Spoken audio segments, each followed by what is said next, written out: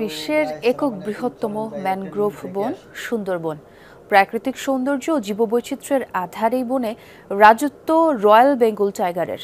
প্রায় সুন্দরবন জুড়েই বাঘের বিচরণ। তবে বিশেষ একটি জায়গা আছে যেটি খ্যাত বাঘের বাড়ি হিসেবে। অবস্থান সুন্দরবনের গহীনে শেখের টেক এলাকায়। সেখানে প্রায় ৪০০ বছরের পুরানো মন্দির ঘিরে বাঘের আনাগোনা। বিস্তারিত থাকছে সহকর্মী শেখ আল হাসানের প্রতিবেদনে। প্রাণ UHT মিল্ক, শুদ্ধতায় ও মমতায় সবসময় সেরা স্বাদে। খুলনা শহর থেকে বাঘের বাড়ি হিসেবে পরিচিত সুন্দরবনের শেখেরটেক এলাকার দূরত্ব প্রায় ৮৫ কিলোমিটার। দাকপ উপজেলার মোজামনগর খেয়াঘাট পর্যন্ত সড়ক পথ। সেখান থেকে শিবসা নদী ধরে নৌযানে সোজা দক্ষিণ দিকে শেখেরটেক। এটি দাকপের মোজামনগর খেয়াঘাট। এই নদীটি চলে গেছে সুন্দরবনের মধ্যে গিয়ে মিশেছে বঙ্গোপসাগরে। আমরা এই নদী ধরেই যাব বাঘের বাড়ি শেখেরটেক। বন বিভাগের অনুমতি নিয়ে বেলা 11:30টার দিকে নৌযানে আমরা রওনা হই বাঘের বাড়ির উদ্দেশ্যে। সাথে রয়েছেন বাঘ গণনায় প্রত্যক্ষভাবে কাজ করায় অভিজ্ঞ একজন। নিরাপত্তার জন্য আছেন বনরক্ষীরাও। সুন্দরবনের শেখেরটেকে পৌঁছাতেই নেমে আসে সন্ধ্যা। বন বিভাগের এক কর্মী জানালেন তার বাঘ দেখার অভিজ্ঞতার কথা। 3টা বাঘ, একটা বাচ্চা, মেল, ফিমেল এবং বাচ্চা দেখা গেছে। এবং আপনারা যে এখানে যে হাইটে দেখতে পারবেন বাঘের ছাপ আছে, এখানে প্রতিনিয়ত বাঘ আছে। ওয়াচ টাওয়ারের যে ফুড ট্রেলের ওখানে আছে বাঘের ছাপ আছে। রাতে শেখেরটেক ইকো ট্যুরিজম সেন্টারের ওয়াচ টাওয়ারে থাকার ইচ্ছা থাকলেও নিরাপত্তাজনিত কারণে মেলেনি অনুমতি। তাই ট্রলারে রাত কাটিয়ে পরদিন বেরিয়ে পড়লাম বাঘের বাড়ি ঘুরে দেখতে।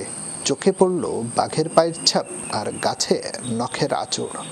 ছাপগুলো যদি পুরাতন হতো তাহলে কিন্তু এভাবে দেখা যেত না। দেখেন যে আপনি যে একেবারে যে বড় পায়ের ছাপটা দেখা যাচ্ছে, একটা অ্যাডাল্ট বাঘ গেছে এবং তার পাশে দেখেন যে একেবারে এটা যদি আপনি লক্ষ্য করেন এটা কিন্তু খুবই ছোট। এখানে একটা অ্যাডাল্ট মা বাঘ গিয়েছে এবং তার সাথে ছোট বাচ্চা আছে। বাঘ যে পরিবেশে থাকে এই ধরনের পরিবেশ, বিশেষ করে টাইগার ফার্ম, তারপরে হেতাল, অনেক সময় তারপরে হচ্ছে গোলপাতা, যে এর ভিতরে খুব ভালো একটা পরিবেশ বাঘের।